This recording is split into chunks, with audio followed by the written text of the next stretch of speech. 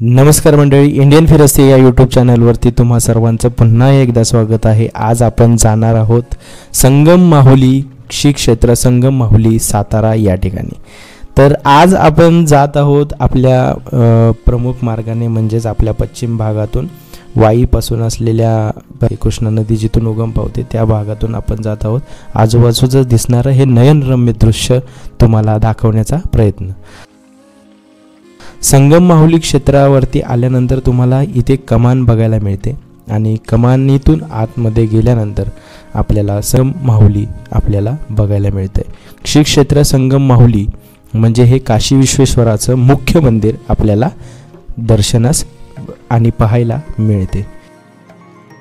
महाराष्ट्र राज्याच्या सातारा जिल्ह्यातील एक प्रसिद्ध तीर्थक्षेत्र, ते सातारा शहराच्या पूर्वेला सुमारे 5 किलोमीटर वर कृष्णा आणि वैना नद्यांच्या संगमावर वसले आहे। लोकसंख्या 2935 1981 साली होती।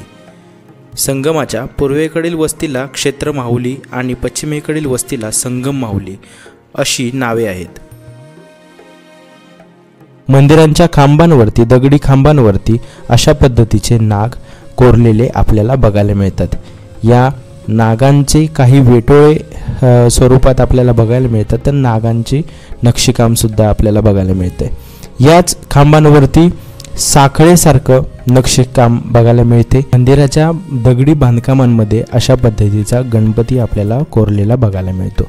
त्याचबरोबर मंदिरावर अशा पद्धतीचे देवदेवता कोरलेले आपल्याला बघायला मिळतात। सुरेख असं बांधकाम असलेलं वैशिष्ट्यपूर्ण असं बांधकाम आपल्याला बघायला मिळतं।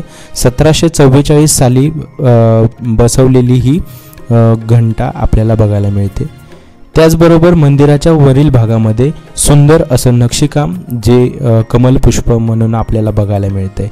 त्याचबरोबर मंदिराच्या वरील भागावरती अशा पद्धतीची लक्ष्मी माता कोरलेली बघायला मिळते। मंदिराच्या बाहेरील बाजूला नंदी ठेवला आहे, तसेच खांबांवरती पुन्हा एकदा आपण बघू शकतो की अशा पद्धतीचं नक्षीकाम, एक सुरेख असं नक्षीकाम, म्हणजे ज्यामध्ये कोणतीही चूक दिसून येत नाही, इतकं सुरेख असं बांधकाम त्या खांबांवरती केलंय। पूर्णतः दगडी असलेलं हे बांधकाम आहे। त्यामध्ये तुम्ही कोणताही दगड जरी दगडी खांब बघितला तर या दगडी खांबावरती, प्रत्येक दगडी खांबावरती वेगवेगळी डिझाईन, वेगवेगळे स्ट्रक्चर, कला ही साकारण्यात आलेली आहे। मंदिराच्या कोपऱ्यांवरती, म्हणजे खांबांच्या कोपऱ्यांवरती पानासारख्या आपण म्हणू शकतो वेली कोरलेल्या आहेत। तसेच मंदिरावरती मुख्यतः ह्या मला 21 अशी खांब बघायला मिळाले। काशी विश्वेश्वर मंदिराच्या या 21 खांबांवरती आपल्याला हे नजरेस पडलेलं हे नक्षीकाम खूप सुरेख आणि बघण्यासारखं आहे। या मंदिराचा प्रमुख गोष्ट अशी की या मंदिरावरती हे जे नक्षीकाम दिसतंय हे मराठा स्थापत्य शैलीतील नक्षीकाम असावं। क्षेत्र माहुलीवर शिवाजी महाराजांच्या उदयापर्यंत आदिलशाहीचा अंमल होता। त्यानंतर मराठ्यांच्या अंमलाखाली ती गेली। छत्रपती राजाराम महाराजांनी क्षेत्र माहुली प्रभूने कुटुंबियांना अग्रहार म्हणून दिली। छत्रपती शाहूंच्या वेळी 1707 ते 1749 व उत्तर पेशवाईत त्याचे महत्त्व वाढले। छत्रपती शाहूंनी ग्रहणादिनी निवासराव पंत प्रतिनिधी यांस संगम माहुलीचे दान केले, ते 1720 साली। पंतप्रतिनिधी मामा पेठे, ज्योतिपंत भागवत, परशुराम अनगळ, कृष्णा दीक्षित व राजघराण्यातील राण्या यांना येथे सुमारे 10 मंदिरे मुख्यतः 18व्या शतकात बांधली। त्यांपैकी विश्वेश्वर महादेव, बिल्वेश्वर, रामेश्वर, संगमेश्वर, कृष्णेश्वर महादेव, कृष्णाबाई इत्यादी प्रसिद्ध असून विश्वेश्वर महादेव हे मंदिर सर्वात मोठे आहे। मंदिराच्या नदीपात्राच्याच ठिकाणी आल्यानंतर आपल्याला छत्रपती शाहू महाराजांची समाधी बघायला मिळते। हा अनमोल असलेला ऐतिहासिक ठेवा, अनमोल असे असलेले हे मंदिर आणि ऐतिहासिक असलेल्या या मंदिरांवरती कोणत्याही प्रकारची स्वच्छता बघायला मिळत नाही। अत्यंत खराब झालेल्या या मंदिराच्या आजूबाजूचा परिसर, त्याच्यामुळे अत्यंत दुर्गंधी येणं आणि अत्यंत घाणेरडा झालेला हा परिसर, त्यामुळे आपण खरंच मराठा वास्तुशैली तसेच आपण हे ऐतिहासिक मंदिरं खरंच जपण्याचा प्रयत्न करतोय का, हे एक लाजिरवाणी गोष्ट असेल आपल्यासाठी.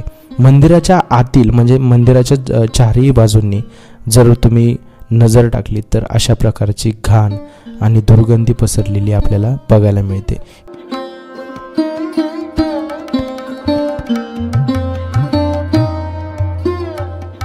मंदिरांच्या स्ट्रक्चरल म्हणजे जे स्थापत्यकला आहे त्या स्थापत्यकलेवरतीच अशा पद्धतीची घाण टाकलेली आपल्याला बघायला मिळते.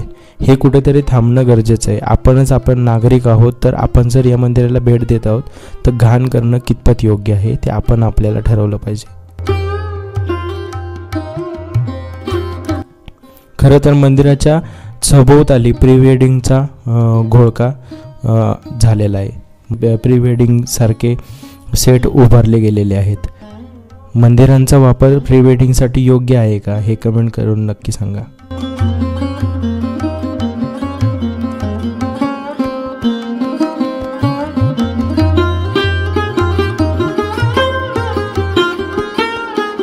महाराणी येसूबाई साहेब यांची समाधी त्याच गावामध्ये मंदिराच्या जरा पुढे गेल्यानंतर आपल्याला बघायला मिळते. पूर्णतः दगडी बांधकामात असलेली ही वास्तू आपल्याला बघायला मिळते. या मंदिराच्या या वास्तूच्या बाजूला गेल्यानंतर उजव्या हाताने वळल्यानंतर आपल्याला येसूबाईंची समाधी आपल्याला बघायला मिळते.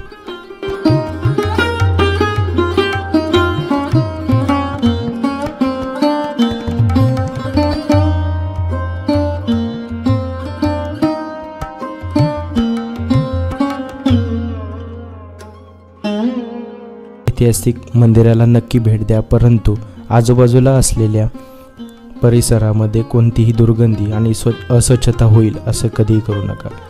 अशाच व्हिडिओ चित्रफित बघण्यासाठी इंडियन फिरस्ती या यूट्यूब चॅनलला नक्की भेट द्या.